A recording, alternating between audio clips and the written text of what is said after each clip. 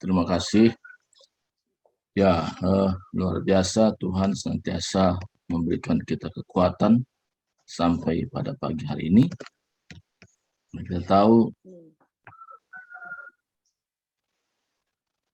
kalau bukan karena kekuatan Tuhan, ya kita tidak bisa hidup sampai hari ini. Jadi betul-betul kita mengandalkan Tuhan saja. Nah, saudaraku kasih Tuhan, ada pertanyaan mengapa kita mulai dari Efesus. Itu satu pertanyaan yang bagus. Saya senang kalau ada orang bertanya seperti itu, berarti menunjukkan sikap serius, ya, serius. Karena Tuhan mau orang-orang yang serius. Jadi pertanyaan itu sungguh bagus, ya. Berarti memang orang bertanya itu pasti orang serius. Keingin tahunya kuat, ya. Jadi saya percaya semua kita sini adalah orang-orang serius tentunya. Karena dengan pertanyaan ini saya pun juga dapat tantangan, ya. Tantangannya apa? Wah, saya harus memberikan jawaban yang tepat. Nah, kenapa kita mulai dari Efesus? Ada beberapa hal. Saya sudah share kepada Ibu Ria sebenarnya. Ya, nanti Ibu Ria bisa share kepada yang lain. Nah, pertama, kenapa kita mulai dari kitab Efesus?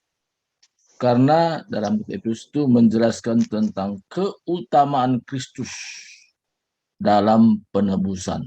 Ya, ini pertama. Ini penekanannya yaitu keutamaan Kristus dalam penebusan.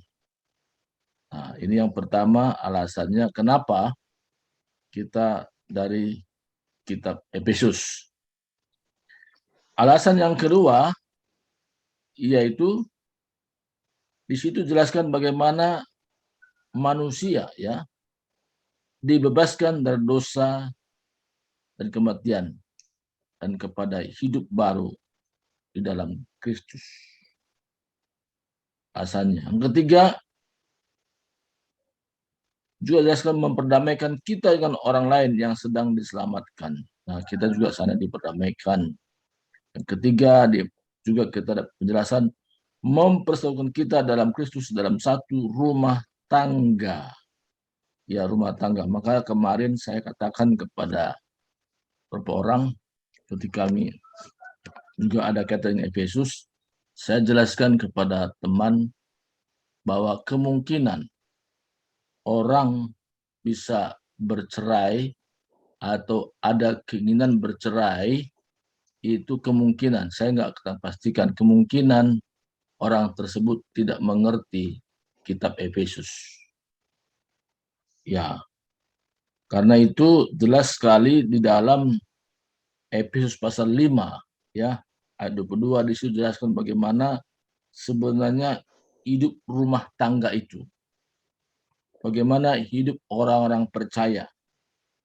Bagaimana hubungan suami dan istri. Bagaimana hubungan anak-anak dengan orang tua. Bagaimana hubungan ya hamba dan Tuhan. Jadi jelas sekali bahwa kalau kita belajar Efesus, kalau betul-betul memahaminya, tidak sampai kepada pengadilan. Jadi saya katakan kita dalam hidup ini pasti punya masalah. Cuman menyikapinya seperti apa. Nah, jadi kalau ada orang percaya dikatakan bahkan sudah melayani, tapi masuk kepada proses pengadilan itu kan sudah genting, ya. Nah, kemungkinan tadi dia tidak diberikan penjelasan bagaimana kitab Efesus. Karena di situ jelaskan bagaimana kehidupan dalam rumah tangga orang percaya itu seperti apa hubungannya. Nah, makanya kenapa saya mulai dari Efesus? Karena mencakup banyak hal. Dan juga yang terakhir dikatakan di situ bagaimana peperangan rohani antara orang percaya dengan si iblis, ya, si iblis. Ya, ini bagaimana tentang peperangan rohani ini. Dan tentu kita dari pihak menang. Musuh ditaklukkan dan sebagainya. Nah, kita diperlengkapi dengan senjata Allah. Nanti bisa kita diskusi lagi lebih lanjut, atau nanti Ibu Ria bisa sampaikan alasan-alasannya nanti kenapa kita mulai kita Efesus dengan jelas, karena itu saya ketik ya. Saya ketik supaya bisa di-forward lagi kepada yang lain. Oke, mari kita berdoa dulu. Terima kasih Tuhan atas segala kasih-Mu. Hari ini kami belajar tentang firman-Mu dari kitab Efesus. Karena kami rindu Tuhan firman-Mu ini.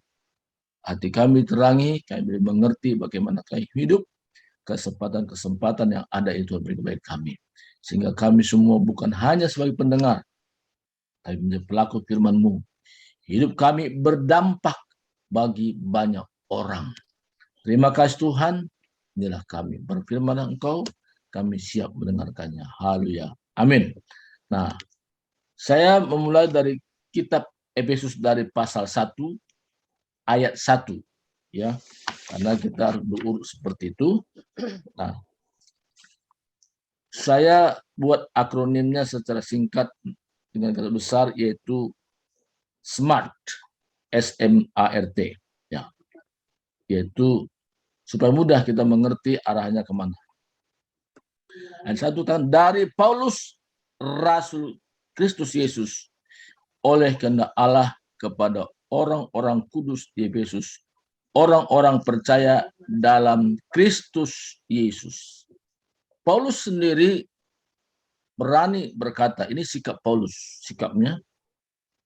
Dari Paulus, Rasul Kristus Yesus oleh kehendak Allah kepada orang-orang kudus di Efesus, orang-orang percaya dalam Kristus Yesus. Paulus ini berani menyatakan dirinya, siapa dia. Ini sikap yang benar. Orang mungkin berkata, enak aja kau bilang rasul. Tapi dia tidak peduli. Kenapa? Proses waktu. Mungkin dia awal-awalnya tidak berani menyatakan diri bahwa dia seorang rasul. Tapi dengan proses waktu, dan dia dapat pernyataan dari Tuhan, bagaimana Tuhan sudah memanggil dia sebagai rasul. Dan dia tidak perlu konfirmasi kepada orang lain, karena itu hubungan pribadi dengan Tuhan. Nah, ini sangat penting sekali hubungan ini. Kita pun akan mendapatkan pernyataan-pernyataan yang mungkin berbeda bentuknya, tapi intinya kita menjadi hamba Tuhan. Ada orang yang tidak berani menyatakan jati dirinya dia sebagai hamba Tuhan. Ada berkata begini, oh saya ini kan orang biasa. Saya ini bukan hamba Tuhan. Saya kadang-kadang mendengar pernyataan ini, yaitu pernyataan yang membela diri, dalam arti kata, ya saya ini nggak tahu apa-apa. Kalau kita belajar firman Tuhan dan rindu firman Tuhan, rindu diperlengkapi dengan sungguh-sungguh, dan kita rindu mempraktekkan firman Tuhan sebagaimana kita tahu, kita sudah menjadi hamba Tuhan. Jangan kita berpikir, oh saya bukan hamba Tuhan. Berbeda hamba Tuhan, berbeda pendeta. Nah, di mana perbedaannya? Kalau pendeta itu ditabiskan oleh sebuah organisasi keagamaan, ya, seperti Kristen, ya. Tabiskan dia, ada suratnya. Saya juga begitu. Saya tabiskan dari pendeta karena ada lembaga yang mentabiskan saya, sehingga saya bisa berkata pendeta, ya. Tapi yang juga aneh juga, ada orang nggak tabiskan apa-apa mengaku pendeta. Ini yang lucu lagi kan? Nah, ini yang kadang-kadang kebablasan juga. Tapi hari ini sikap ini sangat penting untuk kita pegang, bahwa kalau kita rindu firman Tuhan, rindu kita menjadi pelaku firman Tuhan, dan bahkan kita sudah mempraktekkan firman Tuhan, kita adalah sudah menjadi hamba Tuhan. Kenapa? Tuhan tertarik melihat bukan jabatan kita, tapi Tuhan melihat dari sikap hati kita yang benar. Sikap ini penting. Nah, kalau sikap hati kita sudah benar, maka apa yang kita praktekkan menjadi benar. Semua praktek itu adalah dari sikap hati dulu. Sikap hati kita benar, kita belajar mempraktekkannya dengan benar. Dan ini yang Tuhan mau. Jadi kita katakan bahwa kita betul-betul bukan sekedar orang biasa. Yesus itu adalah luar biasa. Dan Yesus punya kerinduan, pengikutnya juga luar biasa. Luar biasanya apa? Bahwa dia cara hidupnya tidak sama dengan cara hidup orang-orang yang tidak mengenal Allah.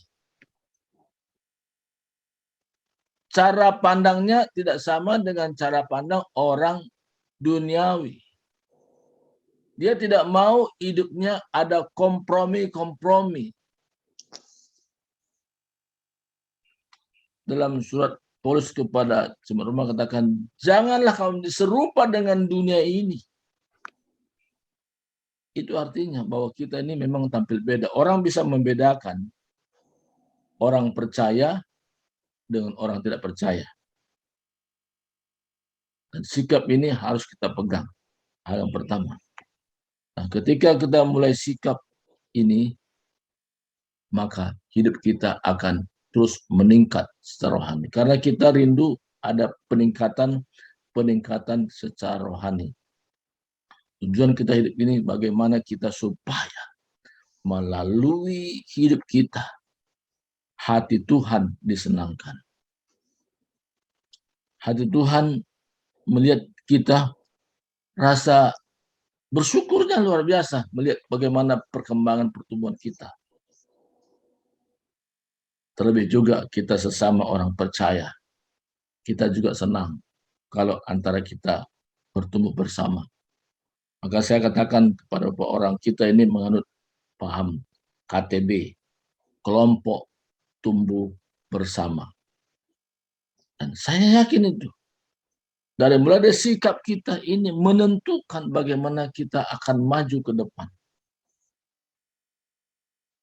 Terus maju ke depan.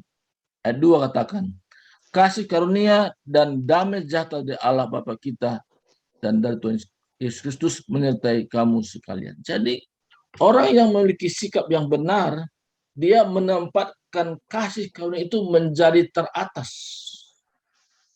Apa artinya kasih karunia? Punya pengertian yang beberapa hal yang dalam Alkitab katakan. Pertama, orang bisa diselamatkan oleh karena kasih karunia.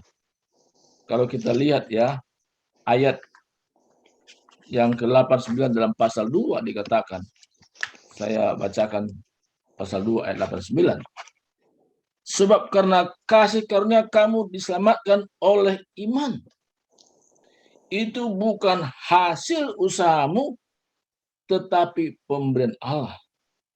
Itu bukan hasil pekerjaanmu, jangan ada orang yang menyalahkan diri. Jadi jelas sekali kalau orang yang memiliki sikap yang benar, maka dia menempatkan bahwa kasih karunia itu yang teratas. Bahwa keselamatan itu diberikan Tuhan. Kepada siapa? Sebenarnya kepada orang yang tidak layak menerimanya. Tapi diberikan. Kita sebenarnya awalnya tidak layak. Kenapa nggak layak? Karena keberdosaan kita sebagai manusia yang berdosa, yang sudah jatuh dalam dosa oleh karena keturunan dari Adam. Dan sampai hari ini pun kadang-kadang ya kita bisa juga berbuat dosa. Tapi tidak menunggu bahwa kita sempurna dulu. Tidak menunggu kita perfect dulu. Tapi Yesus sudah menggantikan hukuman dosa kita di kayu salib. Dia mengambil alih hukuman dosa manusia itu. Dan waktu itu katakan sudah selesai. Artinya proses hukuman dosa itu Yesus sudah selesaikan sekali untuk selama-lamanya. Ini luar biasa. Dan setiap orang yang memandang kepada salib, di mana Yesus sudah menyelesaikannya itu, dan dia beriman kepada apa katakan itu, dan dia praktekkan juga, dan di sanalah awalnya dia mengalami keselamatan itu. Jelas katakan bahwa keselamatan itu bukan karena usaha manusia, bukan karena pekerjaan manusia, tapi murni karena kasih karunia. Kalau orang memandang kepada kasih karunia, tidak ada terpikir dalam alam pikirannya untuk berbuat dosa. Nggak ada pikir. Yang ada apa? Ungkapan syukur. Tuhan begitu baik. Tuhan sudah mengambil alih hukuman dosa yang seharusnya kami manusia yang berdosa. Tapi Yesus menggantikan hukuman itu di kayu salib. Saya bersyukur Tuhan. Jadi ungkapan syukur yang tidak pernah putus-putusnya. Ini yang terjadi bagi orang percaya. Yang sungguh-sungguh, yang sudah mengalami bagaimana pekerjaan kasih karunia itu. Saya yakin percaya bahwa dari hari ke hari, hidup kita akan makin meningkat. Ada progresifnya. Ada pertumbuhan-pertumbuhan rohani terjadi bagi kita. Karena kita tidak hanya sekedar orang-orang biasa. Ya, mungkin kita tidak mengenyam pendidikan sekolah tinggi teologi. Tuhan nggak melihat dari sisi itu. Tapi sikap tadi, sikap kita menentukan bahwa hidup kita ini betul-betul menyenangkan hati Tuhan. Dan kita berkata, aku sekarang hidup dan diselamatkan bukan karena usahaku, bukan karena hasil pekerjaanku. Itu semata-mata karena kasih karunia Allah. Dan hidup yang sekarang kehidupi, hidup oleh iman di dalam Yesus Kristus. Mazmur 2, dan damai sejahtera dari Allah Bapa kita dan dari Tuhan Yesus Kristus menyertai kamu. Jadi ada damai. Orang yang sudah mengalami kehidupan di mana dia sudah diperdamaikan, dia sudah menerima kasih karunia, dan damai sejahtera itu juga menjadi bagian dalam hidupnya. Saya mengalami itu karena itu satu pengalaman saya, dan sampai hari ini apapun kondisi goncang-gancing yang mungkin saya alami dalam hidup ini, tapi damai itu tidak pernah meninggalkan saya. Karena itu satu pemberian. Diberikan kasih karunia dan juga diberikan damai sejahtera. Itu sumbernya dari Tuhan sendiri. Walaupun ada toko damai, tapi tanya, ada nggak damai di sini saya beli? Nggak ada. Tokonya boleh toko damai, tapi dia tidak bisa menjual damai. Damai itu semata-mata kita bisa dapatkan oleh karena hubungan kita pribadi dengan Tuhan. Semakin melekat dan semakin melekat. Dan damai itu pun itu menjadi bagian dari kita. Ada seorang ibu, dia bertanya kepada saya. Dia bilang, Om, mungkin uangnya banyak kali ya. Memang kenapa? Aku bilang. Lihat dari raut wajahnya kayaknya damai. Ada sukacita. Nyanyi-nyanyi. Katanya itu saja kerjanya. Dan tidak kelihatan susah. Katanya banyak duit kali. Jadi rupanya orang dunia itu salah menilai. Kalau kita nyanyi-nyanyi, wajah kita nampaknya senang karena wajah ini kan cermin hati, ya. Orang lihat wah, apa dalam hati kita kan terpancar melalui wajah. Kalau kita bilang damai tapi cemburu itu nggak sesuai lah. Nah, jadi itu saya alami sendiri. Dan saya katakan, tahu nggak rahasianya? Sebenarnya saya bisa sukacita, bisa damai, dan bisa nyanyi itu bukan karena banyak duit. Tapi karena ada hidup Yesus dalam hidup saya. Ada kesatuan. Mau nggak terima Yesus? Ya enggak lah, saya akan beda agama. Bukan, kalau Tuhan nggak melihat agama saya bilang. Tapi Tuhan melihat sikap hati kita. Walaupun agamanya, ya saya sebut namanya, tapi yang penting mau membuka hati terima Yesus. Itu yang paling penting. Sikap hati kita, saya bilang.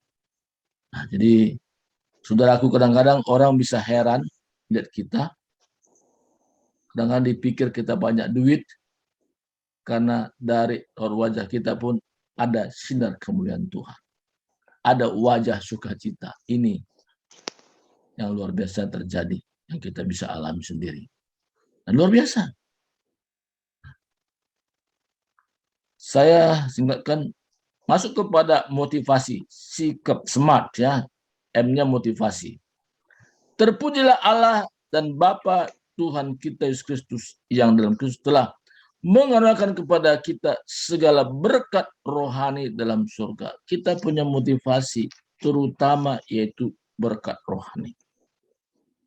Bukan berkat jasmani. Nah, cuma kadang-kadang ada orang salah mengerti. Sehingga ayat itu dibolak-balik. Ya. Carilah, ketoklah, mintalah, itu dia berfokus kepada jasmani. Saya sudah berdoa, saya sudah ketok, saya sudah mencari, tapi belum mendapat sampai hari ini. Saya bilang dapat apa? Iya, saya minta sesuatu yang sifatnya jasmania. Saya katakan berkat Tuhan yang paling utama dan yang terutama dan luar biasanya itu berkat rohani. Kalau kita sudah mengalami berkat rohani, maka berkat jasmani pun mengikut. Saya ceritakan, apapun pekerjaan kita, kalau kita nggak merasa damai sejahtera, nggak ada berkat rohani yang kita alami, kita pun berat mengerjakannya.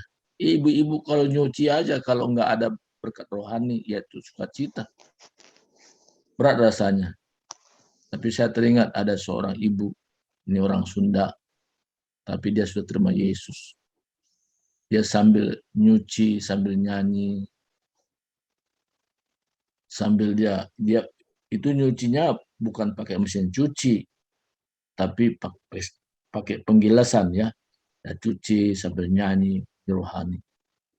Itu pakaian sebakul pun cepat selesai. Dia nggak rasa capek karena waktu nyanyi itu ada sukacita. Jadi rupanya kalau orang nyanyi muji Tuhan itu juga mendapatkan kekuatan dan juga menyangkut pada fisik juga. Nah ini, saudaraku. Jadi pertama tadi sikap ini sangat penting. Sikap kita itu bagaimana kita menghadap Tuhan. Dan kita berkata apa adanya. Apa hidup kita. Dan kita tidak sungkan-sungkan berkata, saya ini hamba Tuhan. Walaupun bukan pendeta, tapi hamba Tuhan. Kenapa? Kita rindu menjadi pelaku-pelaku firman. Dan kita mau melakukannya sebatas kita sanggup dan mampu melakukannya. Karena Tuhan mendidik kita dari hal-hal sederhana pada hal kecil. Yang kedua, motivasi tadi. Kita punya motivasi bagaimana supaya kekayaan rohani itu menjadi bagian hidup kita. Maka kita bersekutu lagi dengan Tuhan. Secara pribadi bersekutu, kita merenungkan firman Tuhan, karena kita tahu Tuhan katakan yang kesukaannya merenungkan Taurat Tuhan siang dan malam, dia seperti pohon yang ditanam di tepi air, yang menghasilkan buahnya pada musimnya, dan yang tidak ada daunnya, dan apa saja yang diperbuatnya berhasil. Jadi ketika kita punya motivasi, kita benar, maka semakin luar biasanya Tuhan menyertai. Tuhan menyertai orang yang dengan motivasi yang benar. Karena Tuhan itu bisa meneropong sampai kepada hati kita. Kalau antara kita sama manusia, kita hanya memandang apa yang terlihat dengan mata. Itu saja. Nah, tapi kadang-kadang kita pun bisa membaca motivasi orang. Oh, ini motivasinya itu supaya tampil. Kita tahu. Kenapa? Karena terlihat sendiri gitu ya. Tapi Tuhan bisa melihat sampai ke dasar hati kita yang terdalam. Dan kita tidak bisa bersandiwara di hadapan Tuhan. Maka adanya di hadapan manusia bisa bersandiwara. Tapi di hadapan Tuhan tidak bisa. Dan saya selalu berkata kepada Tuhan, biarlah apa yang dalam hatiku, itulah yang aku ungkapkan. Ini kerinduan saya, sudah. Dan terus Saya belajar sampai hari ini belum tamat. Namanya sekolah kehidupan nggak pernah tamat-tamat rupanya. Terus dan terus lakukan seperti itu. Nah, dan terus saya kerjakan. Ayat 5 yaitu tentang akuntabilitas, ya. Ya, smart A, ya.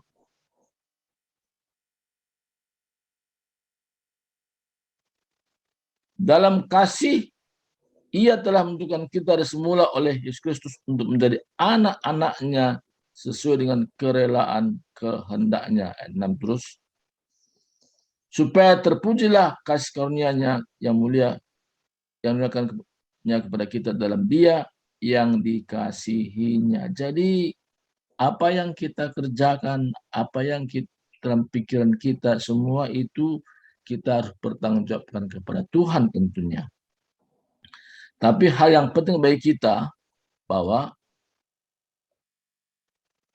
kita rindu bahwa keselamatan itu bukan hanya untuk kita seorang diri, tapi kita rindu juga orang lain pun diselamatkan melalui kesaksian pribadi kita. Disinilah namanya kita meningkat. Dulu kita tidak bersaksi tentang kehidupan kita, dan sekarang kita mau bersaksi dan kita berkata, Tuhan, urapi mulut saya untuk bersaksi. Menyatakan tentang kebesaran-Mu, menyatakan tentang kebaikan-Mu. Sehingga bukan hanya saya sendiri diselamatkan, tapi orang lain pun Tuhan selamatkan melalui hidup saya yang bersaksi pada orang-orang yang Tuhan suruh, kepada orang-orang yang Tuhan berikan kesempatan untuk saya berbicara dan berkomunikasi. Jadi ketika kita mengerti rahasia ini, kita tidak hanya mewarisi surga, tapi Tuhan berikan lagi bonus, mahkota. Bagi orang yang ambil bagian di dalam pelayanan, dia menerima upah. Upah ini diberikan kepada orang yang benar-benar menyerahkan dirinya. Dan dia berkata, aku tahu hidup ini sementara Tuhan. Tapi dalam waktu-waktu singkat, waktu-waktu sementara ini, aku mau menyerahkan hidupku. Sehingga bukan hanya aku sendiri yang selamatkan, tapi dalam keluargaku, teman-temanku, sahabat-sahabatku juga bisa selamatkan. Tuhan yang bekerja melalui hidup saya. Sungguh indah dalam hidup ini kalau kita dipakai Tuhan. Dipakai manusia aja sudah bangga kita kan. Kalau dipakai Tuhan, aduh. Salah satu kebanggaan saya sampai hari ini. Dan saya berkata kepada banyak orang, saya bangga menjadi hamba Tuhan. Saya masuk dalam pilihan Tuhan. Kebanggaan tentang dipakai Tuhan ini tidak dosa, saudara. Dan kita merasa, aduh, berdosa kalau saya bangga di hamba Tuhan. Nah, justru itu satu kemuliaan, ya. Kenapa, saudara, satu kemuliaan? Karena pekerjaan yang tertinggi dalam dunia ini adalah menjadi hamba Tuhan sebenarnya. Kenapa banyak pengusaha-pengusaha meninggalkan pekerjaannya sebagai pengusaha dan menyerahkan diri kepada Tuhan? Saya ketemu dengan beberapa orang. Kenapa saya bilang tinggalkan pekerjaan sebagai pengusaha? Kenapa sebagai hamba Tuhan? Dia bilang, kalau cari dunia nggak pernah habis-habisnya.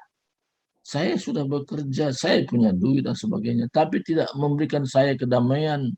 Bahkan kadang-kadang kalau saya nggak hati-hati, apa yang saya miliki itu bisa menyeret saya kepada hidup berbuat dosa. Tapi ketika saya mengenal Kristus, saya tahu bahwa ini adalah suatu pekerjaan yang mulia. Dan apa yang saya dapatkan selama ini, saya gunakan untuk Tuhan melalui pekerjaannya. Nah, saudaraku, dia berikan apa yang dia miliki untuk pekerjaan Tuhan. Dan dia punya hati yang berbelas kasihan kepada orang. Karena dia tahu berkat yang ada dia terima itu adalah titipan Tuhan melalui dirinya. Ya.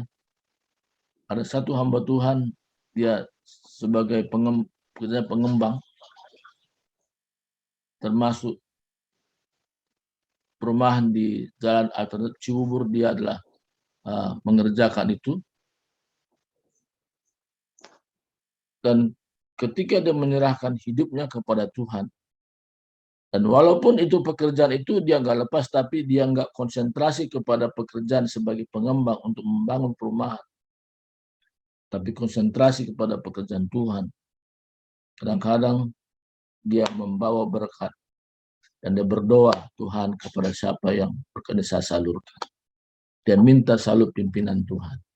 Dan dia salurkan kepada orang-orang yang membutuhkan. Luar biasa. Saya ketemu juga ada hamba Tuhan di Batam. Ya, dia sebagai pengembang juga. Dia membangun beberapa perumahan di Batam. Dan ini saya beritahu dia marganya Hasibuan. Ya. Dia juga fokus kepada pelayanan sampai ke daerah-daerah terpencil di Pontianak, dia melayani. Bahkan sekarang dia terlibat dalam mengajar kursus Kairos, ya, kursus Kairos. Bersama dengan Pak Robert Tarigan dan sebagainya. Waduh, luar biasa. Karena dia tahu, dia sudah mengerti apa arti hidup. Jadi kalau orang mengerti apa arti hidup ini, indah. Kenapa?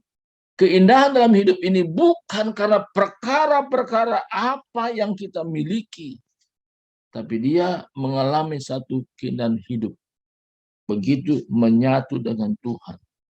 Keindahan surga, walaupun matanya tidak melihat, tapi secara alam bawah sadarnya dia mengalami satu pengalaman luar biasa. Dia tahu apa saja dia perbuat dengan segenap hatinya seperti untuk Tuhan dan bukan untuk manusia. Dan ini luar biasa, saudaraku.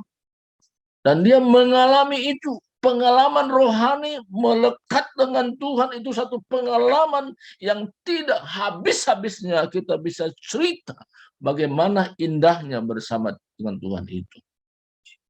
Dan salah satu kekuatan hamba Tuhan melayani sampai hari ini, saya percaya walaupun dia tinggal dan terpencil, kok bisa bertahan hanya berapa orang jemaat yang dilayani, karena kekuatan Tuhan yang melimpah-limpah, yang dia alami sendiri, maka membuat dia tetap bertahan. Bukan karena hal jasmani, karena dia punya motivasinya benar dengan Tuhan. Dan dia tahu apapun yang dikerjakan itu, nanti Tuhan lihat semua itu. Dia akan terima berkat-berkat yang luar biasa, yaitu mahkota kehidupan bagi orang yang sungguh-sungguh melaksanakannya. Nah, luar biasa, saudaraku. Kita lihat ayat 10 di sini katakan langsung supaya 9-10 masih pasal 1. Sebab ia telah menyatakan rahasia kehendaknya kepada kita sesuai dengan rencana kerelaannya, yaitu rencana kerelaan yang dari semula telah ditetapkannya dalam Kristus sebagai persiapan kegenapan waktu untuk mempersatukan dalam Kristus sebagai kepala segala sesuatu, baik yang di surga maupun yang di bumi. Jadi Tuhan punya rencana dari dulu dan sampai hari ini supaya manusia diperdamaikan dengan Allah. Jadi Yesus tidak berbicara dari surga, tapi dia datang ke dunia, yaitu supaya manusia dipersatukan melalui Yesus Kristus. Apa yang memisahkan manusia dengan Allah? Yaitu dosa. Dan dosa diselesaikan Yesus di kayu salib. Dia selesaikan sekali untuk selama-lamanya. Ini luar biasa. Jadi rencana ini sudah dipersiapkan berabad-abad. Ini suatu rahasia sebenarnya. Jadi itu nyatakan kepada kita sesuai dengan kerelaan kehendaknya. Supaya hanya di dalam Yesus Kristuslah jalan untuk orang bisa ke surga. Tidak ada jalan lain. No other way people can be saved. Tidak ada nama lain yang diberikan kepada manusia yang olehnya dapat selamatkan. No other name is given under heaven that people can be saved. Nggak ada. Jadi kalau kita mengerti rahasia ini, wah, kita sudah bisa punya rencana juga. Tuhan, siapa-siapa yang saya mau hubungi. Kita berdoa, kita buat daftar nama, dan kita doakan siapa yang menjadi prioritas utama, kita doakan. Jadi kita punya daftar-daftar nama untuk kita doakan, supaya apa? Supaya pemakaian Tuhan itu semakin nyata melalui hidup kita masing-masing.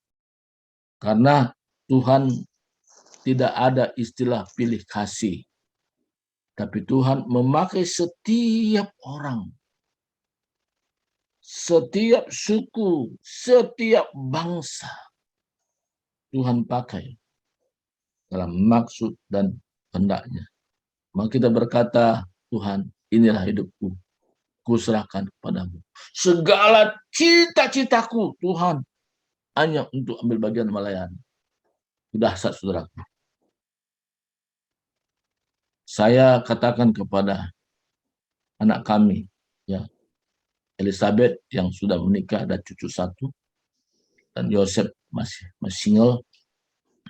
Dan hanya saya katakan, kerinduan saya yang terdalam, saya tidak untuk berpikir bagaimana mencari uang sebanyak-banyak, tapi kerinduan saya bagaimana supaya melalui kesaksian hidup saya, orang lain mengerti dan paham dan menyerahkan hidupnya kepada Yesus. Itulah sukacita yang terbesar yang saya alami. Bukan hanya saya selamatkan, tetapi melalui hidup saya sendiri, kesaksian saya sendiri, Tuhan berkarya sehingga orang-orang pun diselamatkan. Maka saya pesan kepada kedua anak kami, sukacita saya kalau kedua kamu menjadi hamba Tuhan. Apapun profesimu, saya tidak katakan harus full timer, enggak. Tapi fokus kehidupanmu. Kau berkata, aku melayani sambil bekerja. Jadi bukan bekerja sambil melayani, tapi melayani sambil bekerja. Kalau itu lakukan. Walaupun nanti saya tidak ada dalam dunia ini, tapi saya memandang dari surga, saya cukup bahagia. Dari kebahagiaan saya, ketika keturunan saya, ya karena Tuhan berikan kami dua anak, dan dua anak ini menjadi pelayan Tuhan, walaupun ada pekerjaan yang lain dikerjakan, tetapi dia sudah punya hati bahwa aku melayani sambil bekerja, dan itu sukacita terbesar yang saya bisa katakan kepada kita juga semua hari ini. Rencana ini sangat penting. Kalau kita masuk dalam rencana sesuai dengan rencana Tuhan, hidup ini semakin indah dari hari ke hari. Ya, jadi kalau kita tahu rasa ini, maka kita tahu tujuan hidup kita, yaitu smart tadi. Tujuan hidup kita, Tuhan berikan dalam dunia ini kita hidup, yaitu untuk ambil bagian di dalam pekerjaan Tuhan. Kita tidak lagi berpikir bagaimana memperbanyak harta. Soal harta itu tidak perlu kita kejar-kejar. Yang penting kita rajin, kita lakukan sesuai dengan apa yang kita bisa kerjakan. Kita punya skill, dengan skill yang ada kita lakukan dengan baik, dan Tuhan pasti membuka jalan. Berkat-berkat Tuhan itu akan terbuka lebar. Yang penting kita rajin, dan kemampuan Tuhan memberikan bagi kita, dan kita kerjakan dengan maksimal, tapi kita punya tujuan, punya rencana, ya apa saja yang aku perbuat adalah untuk Tuhan. Aku ambil bagian dalam pekerjaan Tuhan. Kalau ini kita lakukan, maka luar biasanya Tuhan bekerja. Dan bukan hanya hari ini, tapi hari-hari berikutnya. Bagaimana pemakaian Tuhan dahsyat bagi kita. Inilah firman Tuhan, karena terbatas waktu. Mari kita berdoa. Terima kasih Tuhan, hamba-Mu sudah selesai menyampaikannya pagi ini.